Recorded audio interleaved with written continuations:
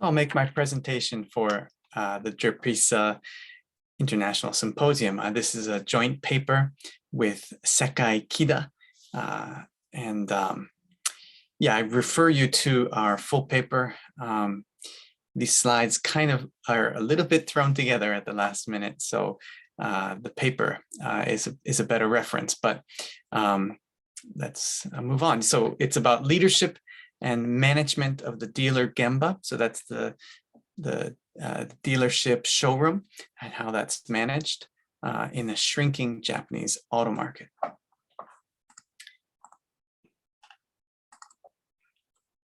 So Japanese auto sales at one point were as high as almost 8 million a year, but now new car sales are at around 5 million, but actually they've been down because of the pandemic, but relatively stable at 5 million.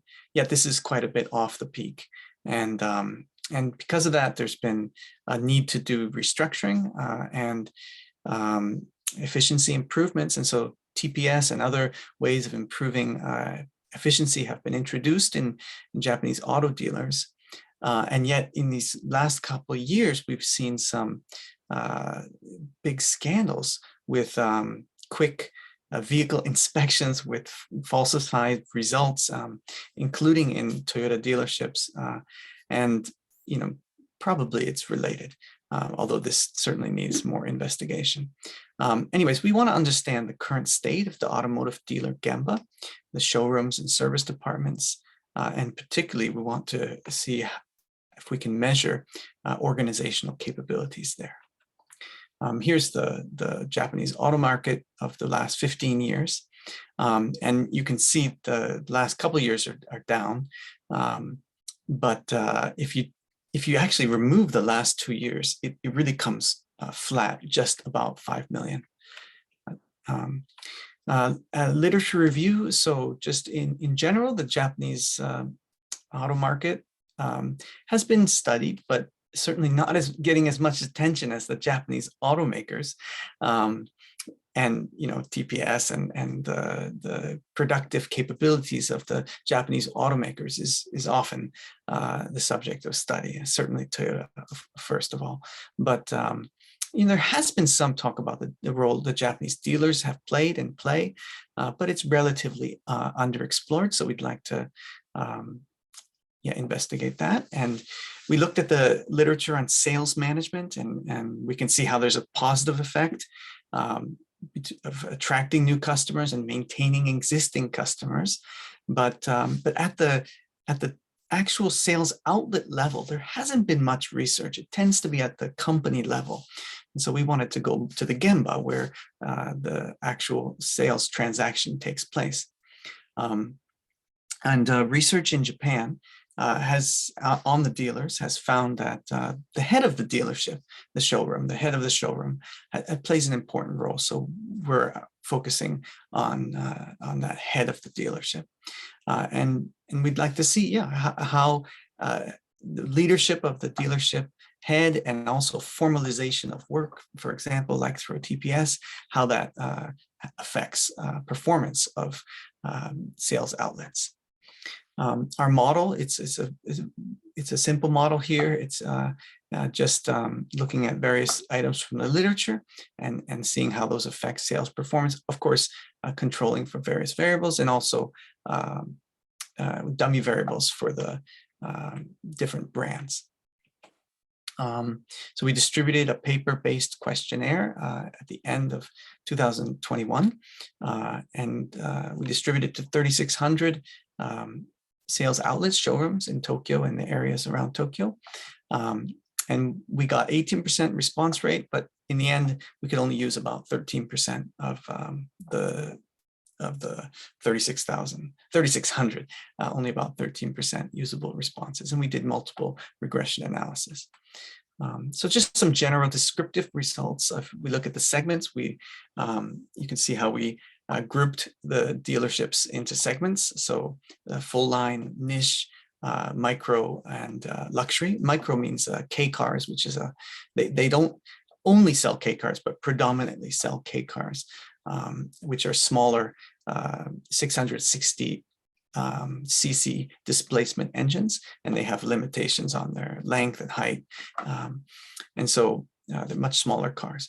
And you can see here some of the differences. And I mean, for us, you know, we were quite surprised that the average monthly unit sales is right around 1.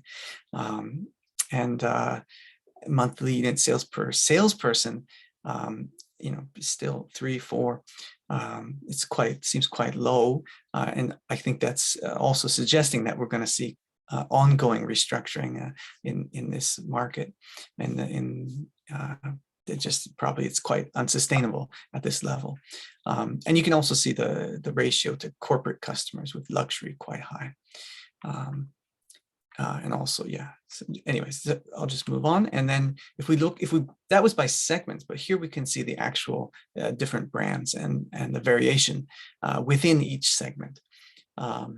You can see that Nissan is quite low, and yeah, there may be issues about maybe model changes, but of course, Nissan has also been going through a hard time with its leadership and the turmoil of Mr. Ghosn.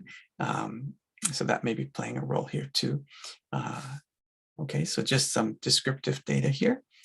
We do see, quite a bit of variety across the different brands. And sorry, this is a little hard to see, but the results of our regression analysis here, you can see it better in the paper. And I think I'll leave actually a lot of that to the paper, but you can see here that, we found some positive effects from these different variables. If we look at it here, it's a bit easier to read, I think. So looking at, first of all, the different segments and brands, we used Honda as the base. So these brands are going to be compared vis-a-vis Honda.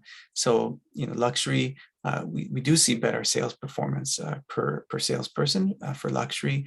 And the dotted line means it's a negative. So a significant negative performance for the Nissan, niche, and K. K means the micro segment. So, but Toyota, we don't see a significant difference. It's positive, but not significant. So probably about the same as Honda. And for the variables at the dealer Gemba level, we see actually not as much as we expected, but some of the leadership variables at a 10% level did have significant effects. And so actually this is a little bit disappointing. I guess our model's not quite showing too well here. So we do talk about it in the paper, but we've done some additional research after the paper to try and dig into this a little more. So I'd like to present that next. So again, these are not in the paper, but we tried to look at that performance per salesperson performance a little bit more. And what we did was we separated the top salesperson from the rest of the sales people. So this data shows the results from of a typical salesperson. And again, the segment you can see there. But I think the most important part is the dealer Gemba side, and we just listed the variables that are significant here. And we see autonomy supporting leadership being important for the typical salesperson, to having a positive effect there. So that means that giving some freedom to the typical salesperson is needed for improving their performance. And interestingly, the new customer acquisition capability is negative, and that's actually negative on the previous results that are in the paper. So this, we think this is actually not that different from what the literature would predict, because it's a quite complex relationship. Sometimes when sales are going bad, there'll be a lot more effort to get new customers, and so you could see how that could spiral into a negative effect.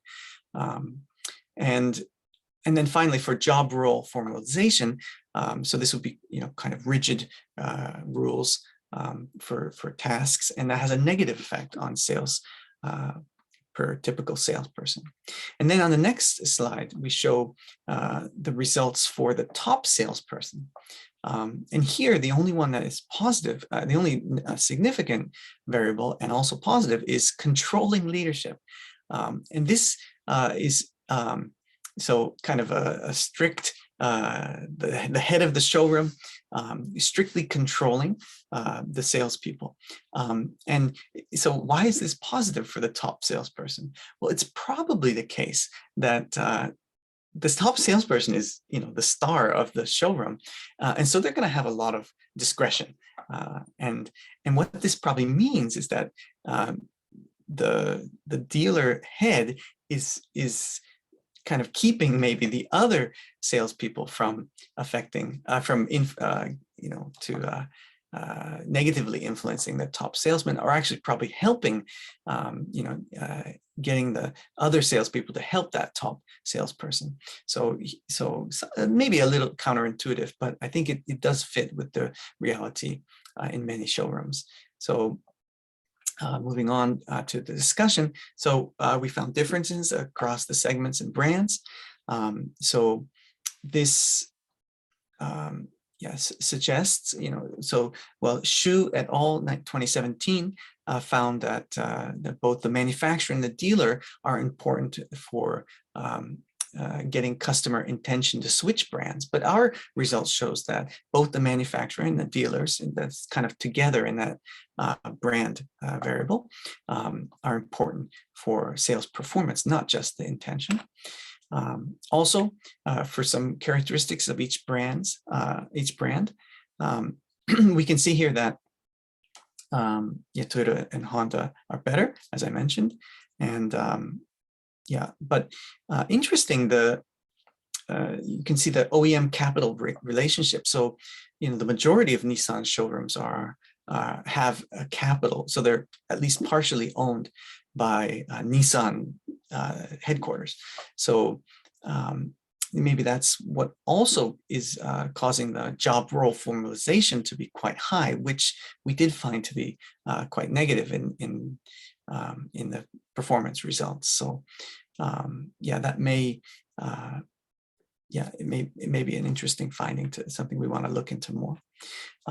And so that the negative effect on sales performance is this is actually I think the dealer, so the salespeople need flexibility, and so having too much rigidity is gonna hurt their performance, their sales performance. So it's better not to constrain them. Also, autonomy supporting leadership is actually good for so for the average, the typical salesperson. So giving them the discretion is actually quite positive, not just say to the top salesperson, but to all the people.